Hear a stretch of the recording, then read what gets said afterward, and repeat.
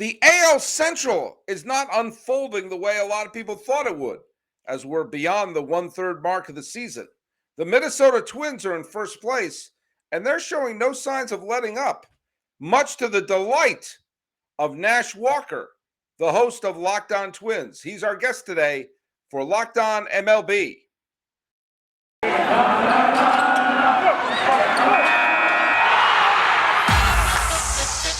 You are Locked On MLB, your daily MLB podcast, part of the Locked On Podcast Network, your team every day. Hello, baseball fans. Welcome to Locked On MLB, part of the Locked On Podcast Network, where it's your team every day. This is the daily podcast. We talk about all of Major League Baseball. I'm your host, Paul Francis Sullivan. You can tell right there. You can call me Sully. You can follow this podcast at Locked On MLB Pod. Same handle for Instagram. I'm your pal Sully. I'm at Sully Baseball on Twitter, Sully Baseball Podcast on Instagram. This show is being dropped on the 14th day of June 2022. And before we get going with Nash Walker, your pal Sully has a little bit of bookkeeping to take care of. More specifically, a mea culpa. You know what? Not all of us will admit when we did something wrong. Not all of us will admit when we wet the bed. But your pal Sully wet the bed the other day.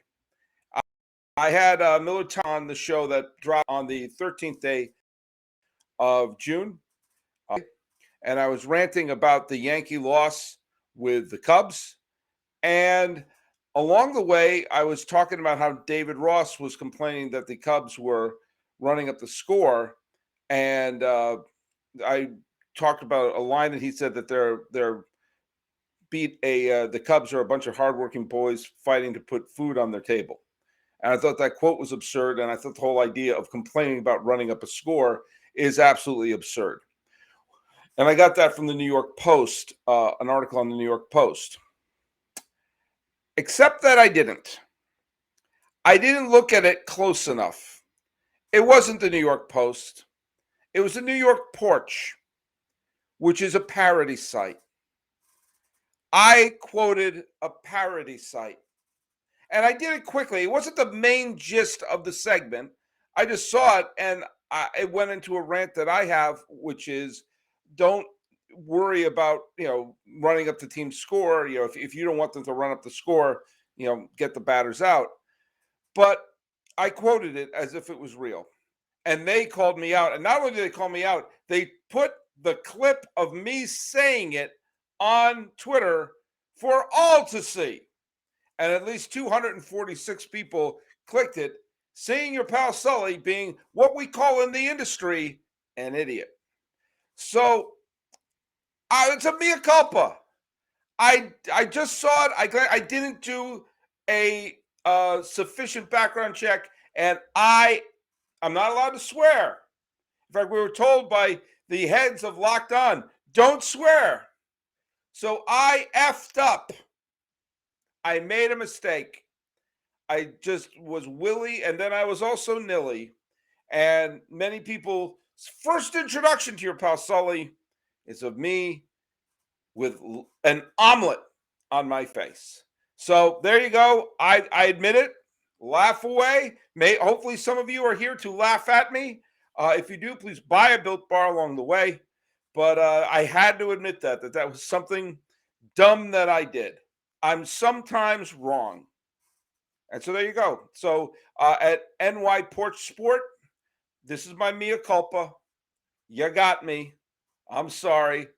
And I feel a little dumb. But hey, let's all move on. I'm sometimes very wrong. But sometimes I'm very right. Like, for example, the fact that this year I picked the Minnesota Twins to go to the postseason. I did not pick the Yankees. That looks really, really dumb right now that I didn't pick the Yankees to make the playoffs. But I look really smart that I picked the Twins. And one person who's happy that I'm not only smart on that, but is probably happy with the fact that I have such such positive hopes for the Twins and having an October run, at least an appearance in October. That's my old friend Nash Walker. Let me get rid of my lower third there. Nash Walker, how you doing, buddy? Sully, it happens to the best of us. And Yep. it takes a big man to say it, and I appreciate that. I'm doing well. I'm in Palm Springs, so the Twins games have been a lot earlier, but tonight they're on the West Coast in Seattle, so I get to watch at 7 tonight, which is super exciting. Yeah. Well, yeah, I mean, look, since I did the old Sully baseball podcast and then that show ended, I moved it over to become Locked On MLB. I've done over 3,000 episodes of podcasts. Wow. And every once in a while, there's going to be a clunker. And every once in a while, I'm going to say something dumb. And it happened the other day. So I decided, I'm going to link New York Porch to say, like, you made me laugh. So I'm grateful. What am I going to say? We went up. I saw that wasn't the main. The whole podcast wasn't about that thing, but yeah, I looked dumb. I felt it was actually Stacy Gatsoulias, the host of Locked On Yankees. Yes. She sent me a text saying you got porched, which I thought I don't know what that meant. It's a New York thing, I guess. I guess it is. So here I am in the luxurious Locked On MLB studios in Pasadena, California, overlooking the historic Rose Bowl. And boom, yep. I was more red than a Twins alternate home uniform. And but there you go. Hey, what are you gonna do? What am I gonna pretend I didn't? What am I gonna pretend it didn't happen? I love it. There you go. I enjoyed it. You made me laugh, so thank you. Well, there you go. And and you know what? I looked at their. Never heard of them before I quoted them, but they're pretty funny. So it's kind of the Onion for New York sports coverage. And I lived in for 15 years, and this was a lot of it was pre-internet stuff where the back pages of the Post and the Daily News were just right. Oh, it was so great. It was so great to be there then. But anyway, we're not talking big market teams. Some people complain I only talk about big market. This coming off of an episode of doing something on the Orioles and doing another thing on the Diamondbacks. Obviously, all the big market winning teams is what we focus on here at Locked On MLB. But the Twins are in first place. By the way, why are the Twins considered a small market? Minneapolis is a gigantic city. I know. Don't let them off that hook, Sully. Do not let them off that hook. They're not only a gigantic city, but they're also a gigantic city with a lot of corporate money. Yep, mid-market. I say mid-market. Fine, it should be okay. But anyway, it's a small market too. Have you seen the size of Minneapolis? Yeah, it's not. It's not a small market, and Jim Polat is not a small owner. No, he's got plenty of money. Yeah. Every owner has plenty of money. Yes, Every owner goes swimming in their backyard in a Scrooge McDuck pile of cash. Yes. They all brush their teeth with gold toothpaste, okay? I don't want to, oh, man, they can't afford to sign this free agent. Really? Well, people do the same thing with the White Sox. It's like, well, it's the White Sox are in Chicago. They should have a $200 million payroll every year. There's no excuse. I think it's the AL Central, Sully. You see the Royals and Tigers, and it's like, okay, well, the Twins are in that boat. Not really in Minneapolis. No. It's a little bit different. Yeah. In so many ways, the Twins should be the dominant team, at least money-wise, the AL Central against Detroit, Cleveland, Kansas City. Reinsdorf. I mean, Chicago obviously is bigger, but the White Sox have never. I don't want to say they've never been the team in charge of Chicago. They were in the 50s, but the Cubs have dominated the city. So the Twins should be the dominant team. So it just drives me crazy when I hear them described as if it's like, oh, we're just a small little outpost. That's letting them off the hook. I try not to do that. Definitely. It's like it's Margie in Fargo driving around past the Paul Bunyan. It's like, no, it's bigger than that. Yes. I just want to say this right at the top.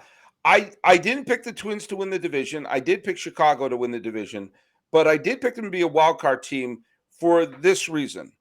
It was not just the acquisition of Correa, but that was no small part. I sometimes think you see instances where a team unexpectedly signs a free agent. Sometimes you see it kind of goose the team a little bit. Like, ooh, the ownership thinks we're going to be good this year. Yep. But remember, I mean, I know you don't have to remember this, but the Twins made the playoffs in 2017 as a wild card team. They won the division in 2019. They won the division in 2020. And so in 3 of the previous 5 seasons, they were a playoff team. And I felt that last year was the fluke regression. And I don't think they're the 100-win team that they were in 2019. But I thought the reason I didn't pick the Red Sox and the Yankees to go to the playoffs was because I didn't trust either one of their pitching. The irony is they're doing well because of their pitching right now. But I looked at this Twins team and said, like, this is a decent team. And I thought they were going to be a mid-80 win team. But here we are. We're recording this on the 13th of June. They're in first place by themselves and not ahead of the White Sox. Yeah. I mean, you hit it on the head, Sully. Last year was so disappointing, and it was so unexpected. It was shocking to see how bad they were last year. It really was shocking. I think there was this sense that they were finally starting to build a consistent winner. As you said, in 17, 18 was disappointing, but then in 19 and 20, they had the second most wins in the American League in the regular season in 2019, 2020 combined. So it felt like, okay, they're going to perennially win 85 to 90 games here. And we didn't expect 100 wins. I didn't expect 100 wins in last year at all. But I expected, in the mid 80s, that was my expectation for them, and maybe in the 90s and win the Central. And it was so far from that. And it was shocking. And I think there is this sense that baseball is so sticky, right? Like every year, the Twins finished in last in 2021. So, the best they can do is third. It's not that sticky from year to year. And you saw it with the Twins from 19 and 20 to 21. It's not that sticky. And that's why I'm not surprised that they've propelled to first place. The White Sox have helped them a lot. The White Sox struggles, which looks like the Twins last year in some ways, not the same. Last year the Twins were done right now. It was over last year. Right. I'm not surprised. I thought this was a possibility that they would come out and that they'd play well, and honestly that they'd pitch well. That was the biggest question mark. And overall they have pitched really well. So it's not a surprise to me. It's a really pleasant development, and we'll see how it continues on. But I think you're right. They're a pretty decent team in a bad division, which I think makes them a good team. That's my perception of it. Yeah, I mean, we'll get into the division in a second because there's no way around that they are the beneficiaries of an extraordinarily disappointing beginning of the season for the Chicago White Sox. But that being said, you take a look at the team. Correa has played well. I mean, he's not been the superstar, but he's played very well. And you just get the sense that having someone like him in the lineup affects the other players. Buxton is having, don't look at batting average, folks. Look at the other stats. Look at the peripheral stats for someone like Buxton, who has good power, who has a super high OPS, super high slugging percentage. And you're getting good Buxton on this team. And you're getting good a season out of Luis Ariz, and that's how you pronounce his name, right? Yes. Yeah, so I thought. And, just sort of up and down the lineup, you're getting, not superstar bats, but you're getting, good, solid production from a lot of the players. And, it's strange. Like their starting pitching staff is pretty good. I mean, Gray is hurt right now, and Ryan's hurt right now, and they've probably been their 2 best starters. But Smeltzer and Bundy and Archer have all done the job. Maybe Bundy's not been that great. They've cobbled it together. Yeah. It's like they've been Voltroning a pitching staff here. And that's a nice up-to-date reference, Sully. But but you look at it, you get good contributions from McGill. You get good contributions from Duran. You got good contributions from Pagan. You don't have that one dominant closer, but you go up and down. And Griffin Jacks will do well. There just seems to be it's a really good case for Baldelli as manager of the year because he's been able to mix and match the team correctly and keep him in this position without a massive losing streak really at any point in this season. Yeah, they've been able to bounce back too when they have tough stretches. They were swept by the Astros. They came back. I believe they won 2 or 3 series in a row after that.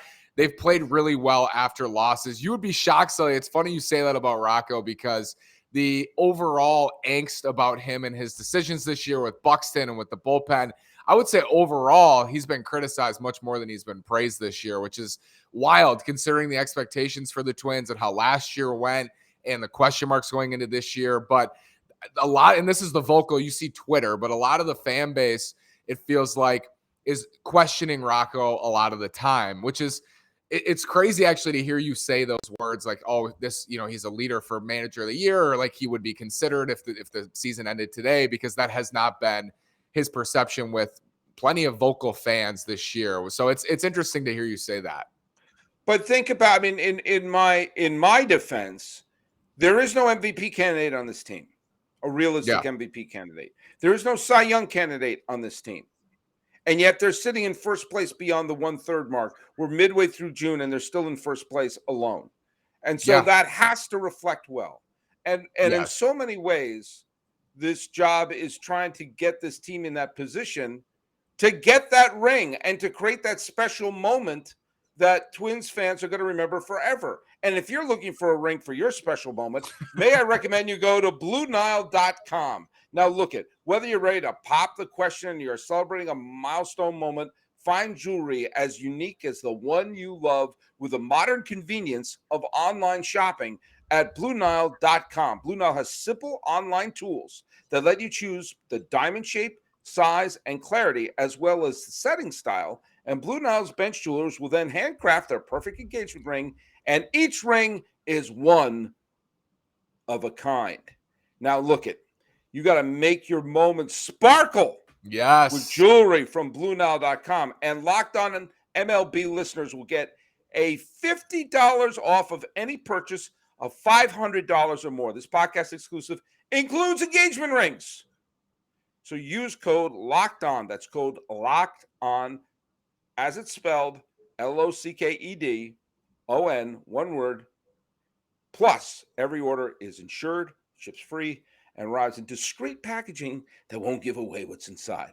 Shop stress-free. As much as you can shop for jewelry stress-free and find your forever piece, go to BlueNile.com today. And let me just tell you something. Look at, going into this year, the Twins knew they were going to be a good team. But you know what? They were not the surefire bet to win the American League Central. If you're going to make any bets, go to BetOnline.net. It's your number one source for all your betting stats and sports info. Find the latest sports developments, news, and odds, including this year's NBA title matchup. Go Celtics! Sorry, I'm a native New Englander. The conference final, or not the conference, the Stanley Cup finals. We got the Avalanche versus the Tampa Bay Lightning dynasty. Unbelievable. Sorry, Canadian fans. Tampa Bay may have a hockey dynasty. Major League Baseball and all the latest fighting news from MMA, UFC to boxing. BetOnline is your continued source for all your sports wagering information, including live betting, esports, and more. Head to the website today or use your mobile device to learn more about the trends and actions.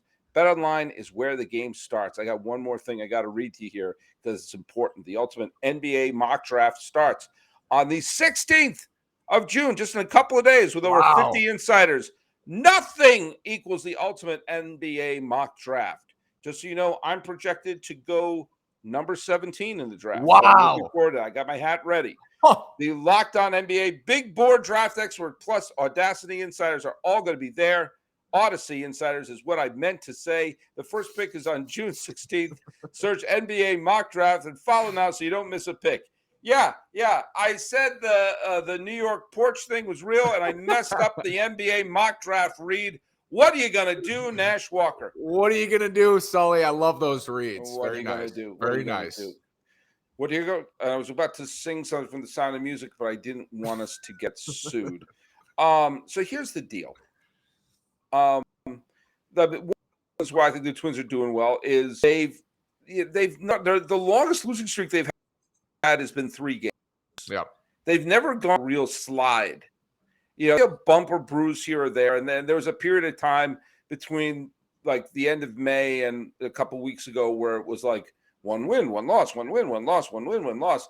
But with all that being said, they lost no ground in the race because, I mean, let's face it, they are the beneficiaries of the White Sox absolutely stumbling out of the gate. And by the time this drops, Tony La Russa will probably be looking for a job. And those of you who are looking for jobs, go to LinkedIn. Oh, wait, no, I don't have to do that. I'm just so used to. You got me. You got me. I'm like, another? Really? No. But, we're going to have it's inevitable. We're going to have our third former World Series champion manager, former manager of the year manager. This one's already in the freaking Hall of Fame. You think? He has to be fired. Wow. And but that being said, if you're a Twins fan, and I think you are, you must be saying, sign this guy to the same contract they signed the Pope. Lifetime deal. Watching this White Sox team has been almost equally a joy as watching the Twins. I have watched the White Sox this year plenty. My two favorite teams all the time are the Twins and whoever's playing the White Sox. That's always been the case. It's been fascinating to watch their start, and they're so talented, and I still think they're going to go on a run here. And I still actually said not that long ago, I still expect the White Sox to win this division. And maybe that's changed in the last week or week and a half with the way they looked against Texas. They got to get going. They got to get going soon. I said that pretty recently, though, and I'm not far off from that. I still think it's closer to 50-50, remains 50-50 at this point. Cleveland doesn't worry me. I think Cleveland is going to be right around 500. I think the White Sox have the upside. And the Twins, too, need to remain healthy. They've been so banged up, especially in the rotation. Need to be healthy, need to keep Buxton and Correa on the field together. But yeah, Sully, the White Sox, man, it's been fascinating to follow. Some of their guys, you see Yasmani Grandal. I don't. This could be his swan song as far as bat speed. You don't know if he's going down on the trajectory. And Yoan Moncada has been terrible for them. He's been hurt. It's been wild for sure to watch. And I still expect them to put up a fight here. There's a lot of time for them to do so. But they just haven't looked like a team that you would even consider a playoff team, much less a World Series team people were picking them to be before the season. And there's now some off the field stuff. Let's just be kind with Tim Anderson, who has apparently a larger number of children than he had originally let on. I saw that today. I saw that. It's just one thing after another for them.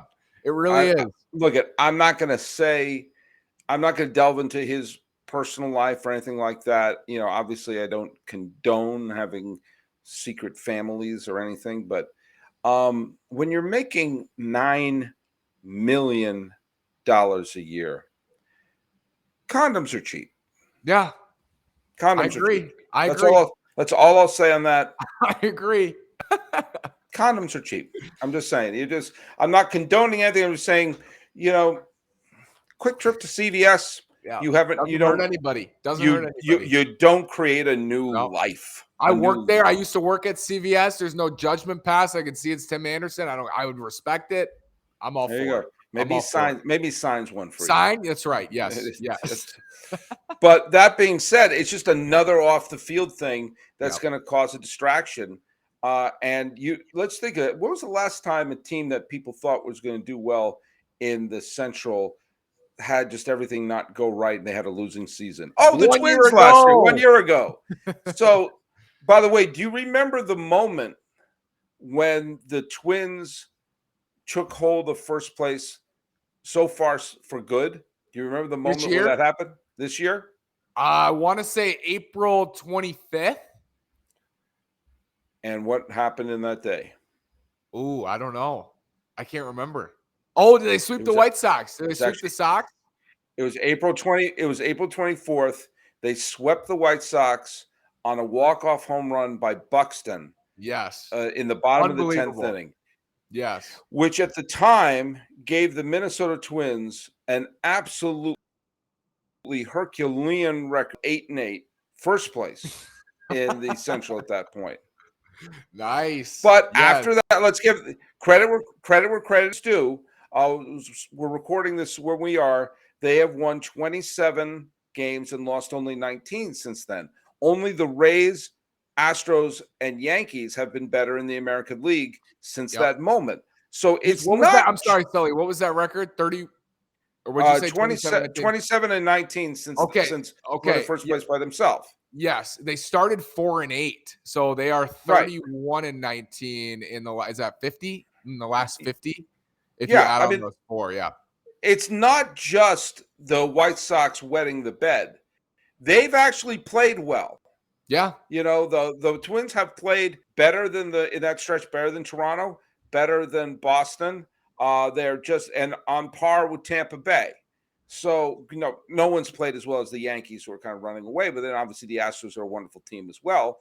But the Twins are a legit playoff team right now. Since that mark, they've been playing a very good run. And they are the beneficiaries. They've beaten the White Sox all 3 times they played them. And yes, there's a pair of tomato cans. The Royals and the Tigers are tomato cans. Yeah. I actually have a tiny bit more faith in the Cleveland Guardians than you do, if for no other reason than they can pitch. Yeah.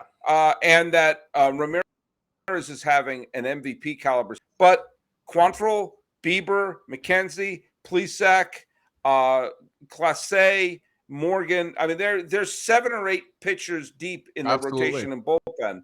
And anytime you have the better pitcher on the mound, you got to think you're going to win a couple of games. And you also got to think that at one point, some teams are going to be unloading some veterans cheaply, and the Guardians could pick up an extra bat here or there, which could turn a couple of 3-2 losses into a 4-3 win. That being said, I think the Twins are really dangerous if the White Sox continue to implode, and the it'll be a couple of years before I get used to it. And I wanted them to change the goddamn name. Oh, I swore. This whole show's a catastrophe. Let's go. And what the audience doesn't know, and Nash Walker knows, this is take 2. We started this podcast, and I stumbled out so badly. It was like watching a newborn deer try to stand up, watching me just start this podcast. They'll love it. I know they're going to love it. They're going to love it. All right, fine. Well, the Twins, I think they're a legit team, and I think they're going to take advantage of this. And I want to know it's still early in the season for a team to things around, but it's not so early that, the White Sox have to start turning it around pretty soon if they want to turn this into a decent year. For sure. And I'm not someone, I try to be not objective. I'm not objective, of course, to the Twins. No, you're not. But I like to take a step back and say, what's reality? And I hope for things, and I'm maybe a little delusional about others. I see this team, and I think they do have a real opportunity here. And I think when you look at the better teams in the league, there are 2 things that usually stand out. It's star power and depth. And the Twins have Byron Buxton and Carlos Correa. And I think if those 2 can stay healthy together, that there's your ceiling. And what's been such a nice development this year is the Twins' depth, especially in the lineup. I tweeted Saturday, 10 hitters with 30 hits or more in their lineup that leads Major League Baseball. It's just up and down, 1 through 9, and even 1 through 10 and 11. This lineup has gotten it done for the most part. They need a frontline starter if they're going to go into the postseason and hope to have a chance. I would be okay with Joe Ryan and Sonny Gray being your 2 and 3. I think that's fine. It's not ideal, but I think it's fine. They need a frontline starter, someone like Frankie Montas, Luis Castillo. We know it would cost a ton, but that would be huge. That would be big for them. If they went out and did that, I would say, Sully, if you have Montas, Sonny Gray, and Joe Ryan as your top 3, Correa and Buck are healthy going to October, I would say, this team's dangerous. Right now, I think they're a couple pieces away. Probably need a bullpen arm as well. I really like Jorge Lopez from Baltimore, has been a beast for them. So We'll see what they do. They're not known for making moves at the deadline when they're contending. They should have in 2019. They didn't really. We'll see what happens. But I think a couple moves and they could get really dangerous here down the stretch. Well, I think one of the things that you mentioned over and over again is the importance for them to stay healthy and to do whatever they can to stay healthy. And I think that's not just the case for Major League Baseball players. I think that's the case for us. What do you do, Nash Walker, to stay healthy. Yeah, I mean, there's plenty of things I do. I'm a type 1 diabetic, so I always look for things like a Built Bar or like Athletic Greens for my lifestyle. It's lifestyle friendly. Whether you're diabetic, you eat keto, paleo, vegan, dairy-free, or gluten-free, Athletic Greens is outstanding. What is this stuff? With one delicious scoop of AG1, you're absorbing 75 high-quality vitamins, minerals, whole food source superfoods, probiotics, and adaptogens to help you start your day right. This special blend of ingredients supports your gut health, your immune system, your nervous system, your energy, recovery, focus, and aging. All the things. Sully does not need the aging part. He looks fantastic. But if you need the aging part, Athletic Greens. Right now, it's time to reclaim your health and arm your immune system with convenient daily nutrition. It's just one scoop in a cup of water every day. That's it. No need for a million different pills and supplements to look out for your health. And to make it easy, Athletic Greens is going to give you a free 1-year supply of immune-supporting vitamin D and 5 free travel packs with your first purchase. All you have to do is visit athleticgreens.com/MLB network. Again, that's athleticgreens.com/MLB network to take ownership over your health and pick up the ultimate daily nutritional insurance. There it is, Sully. Thank you. Well, look at now. We've all learned. We've all learned a little something there. All right. Now look at. We all know that the Twins have not won a game since Game 1 of the 2004 division, and they were what I think 2 outs away or 1 out away from taking a 2-game-to-none lead on the Yankees in 2004, which would have made the whole lore of 2004 a lot different if it was a Twins Red Sox ALCS. But I digress. Yes. They've had a galaxy of stars come in and out of Minnesota since they were the threatening of contraction. And in so many ways, they've been such a feel-good story that has just missed the pennant and championship. Because and it's amazing that if they do win, all of the postseason failures beforehand will then be added up to making that a grander moment. Much Absolutely. Like when Washington finally won in 2019, it was a much sweeter victory. If they had won in 2012, it would have been shocking. By winning in 2019 and having Steven Strasburg, of all people, be the World Series MVP, therefore finally erasing why did they bench Strasburg down the stretch in 2012? It made that such a sweeter victory. And because they had Strasburg and Zimmerman on that team, there have been so many stars who've come and gone through this Twins team over the last bunch of years. And that you look at this squad, it's impossible not to, even as an outsider, to not look at the Twins and say, I'd love to see them win one. Yeah, I wanted them to win one more in the Metrodome because I have such a soft. I never stepped foot in the Metrodome, but I had a huge soft spot in my heart for that place because I grew up there. I grew up there, Sully. And you know what? For the people who malign the Metrodome, let me take you to task for a second. First of all, I love any stadium that the minute you see it, you don't have to ask yourself, what stadium is that? Yep. No, there was no, when you're looking at a game at the Metrodome, you weren't saying, are we in Wrigley? Is this Wrigley? It was a unique stadium that had 2 extraordinarily memorable World Series play there, including the single greatest World Series I ever saw, the 91 World Series. And it was great moments took place there. Great ball games took place there. Great players played there. Hall of Fame players played there. And it kind of had a goofy quality. Absolutely. That kind of matched the personality of the Twins. Yes. And I don't understand. It's like when people malign the Vet in Philadelphia. Yeah, it was an ugly, cold, nasty stadium. But Philadelphia can be cold, nasty, and ugly. And I defy you to, if you're just flipping around, there's a game with the current stadiums, whether you flip to Target Field, the stadium in Washington, the stadium in St. Louis, the stadium in Philadelphia, I can't tell the difference. They've created new cookie cutter parks. Yeah. So I miss I mean, look, I'm sure Target Field is a great field, but I miss the Metrodome. The Dome was unbelievable. I was at game 163 in 2009 to beat the Tigers. I was also, which is fun about the Dome, the Vikes played there too. So I was there when Adrian Peterson broke the rushing record, I think in 2006. And I think that record still stands. So there were some great moments I had growing up at the Dome too. I miss the feeling. Yes, I miss the feeling of the Dome. It was our Dome. It was a garbage spot, but it was our garbage spot in some ways. And I miss that feel. I love Target Field, and I think Target Field was built beautifully in a spot that looked like it wasn't big enough to build a stadium, and it turned out to be great. So I'm grateful that we have Target Field, but I'm also grateful for those memories. You mentioned 91, Sully. That team was worst to first. They finished in last. The year before. I remember. Yeah. Both were worst to first. Both were absolutely worst. I'm telling you that, I love watching old games on YouTube.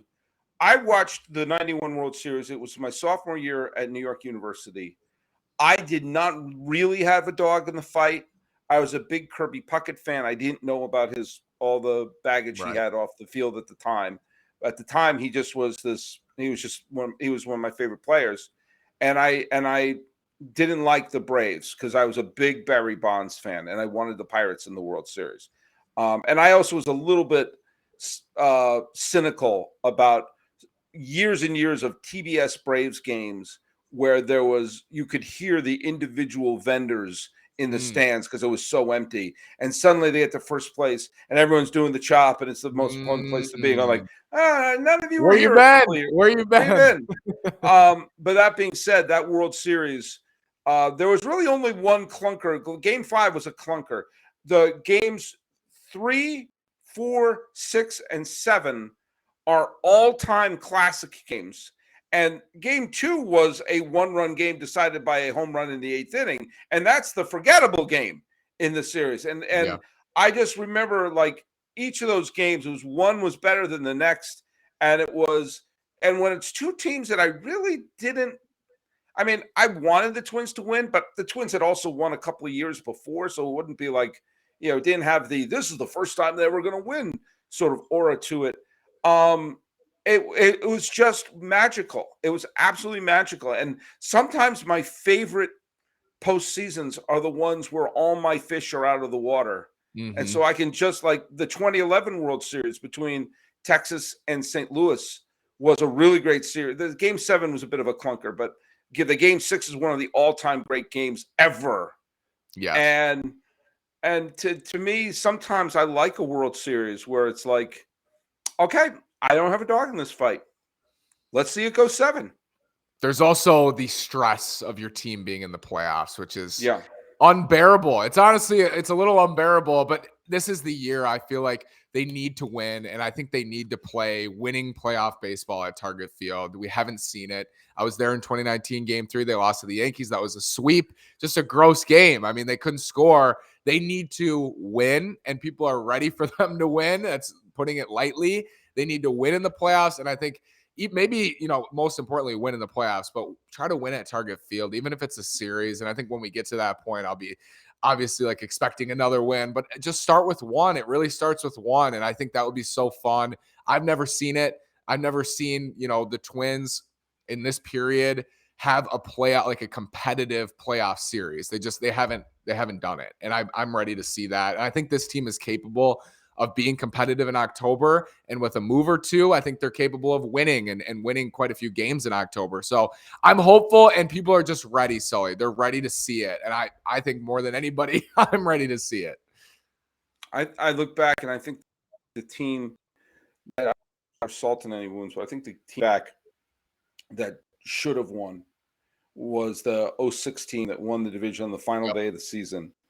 And they had Mauer, Morneau, Bartlett, Hunter, Kadire, Johan Santana, Joe Nathan. That was a team. If that team had won with Gardenhire at the helm, that would have been the perfect team. You had Dennis Reyes, who was the most fit player in baseball on that club, and they lost to Oakland. The only time the A's managed to make it to the ALCS. I confess, I was living in the Bay Area that year. So for Oakland, I thought they were going to get clobbered. And it was Frank Thomas, of all people, who was like, they don't give out an MVP to the division series, but they would have, because he batted 500 with an OPS over 1.7 in that series. And Zito outpitched Santana, and the A's wound up winning that series. I really think about that series, and that if the Twins had won that game one, I think they would have won. And then if the Tigers had gone on to beat the Yankees like they did, Twins would have, we may have had a rematch of 1987 with the Cardinals. But anyway, I don't mean to pour salt in any wounds there, but that is but yeah, I mean, the one suggestion I would make for the Twins, I'm not going to tell them what trade to make. I'm not going to do anything like that. Here's the one suggestion I'll make. I love with a capital love the red alternate uniforms with the TC on them. It's odd that the Twins won the World Series in 87 and 91 with, I think, their worst ever uniforms. If you put together a lineup of the Twins uniforms they've had since they arrived from Washington, the worst ones they had were the ones that they won the World Series wearing. I thought they were ugly. I thought the M logo on their hat was ugly. The TC is a classic, but naturally they win the World Series with that. So what do I know? The TC on the red is majestic. It's beautiful. I love when they wear the red hats at home. Make the helmets red too. Don't give me this blue helmet nonsense. I like red helmets. Blue on the road. Blue is a road color. Dark blue on the road. Powder blue on the road. Don't give me this powder blue at home nonsense. But I want the red unis at home. Make that your primary home one, folks. The white ones are boring. Red ones with the TC, red hats, red helmets. Let's go. You want to win? Look like champs. I like that. Power red, Sully. Power red. Yep, I like it. Power red. Well, you want who's a power? Do you use a power hitter too? Nash Walker's a power hitter. He is the host of Locked On Twins. It's been too long, man. It's been way too long since I've had you on. So fun. Love seeing you. And I always, every day, I say, head over to Locked On MLB and check out Sully. He's the best. Do? That's every really day. kind of you. That's every kind day. of you. Yeah. Do you describe me as a walking encyclopedia? Yes. Well, I say all your news, notes, everything you need, go over to Sully. He's the best. I say he's the best. And I always check my source. I always check my source. Always. Especially if I go to New York Porch. Yes. I love it. Even when I get duped. At least I know they're watching. Absolutely. Well, hey, look at tell people where they can listen to your podcast. Yeah, Locked On Twins, wherever you get your podcast, wherever you're listening to Locked On MLB, and at Nash Walker 9 on Twitter. That's where you find me. Thanks, Sully. You can follow us at Locked On MLB Pod, same handle for Instagram. I'm your pal Sully. I'm at Sully Baseball on Twitter. Sully Baseball Podcast on Instagram. Talking Twins and admitting my mistakes. This has been the Locked On MLB Locked On Twins crossover for the, I don't know, it's either the 14th or 15th day of June. I'm going to drop this. I have to check my facts on this one. I'm your host, Paul Francis Sullivan. Please, I'm begging you, call me Sully. Call him Sully. Thanks.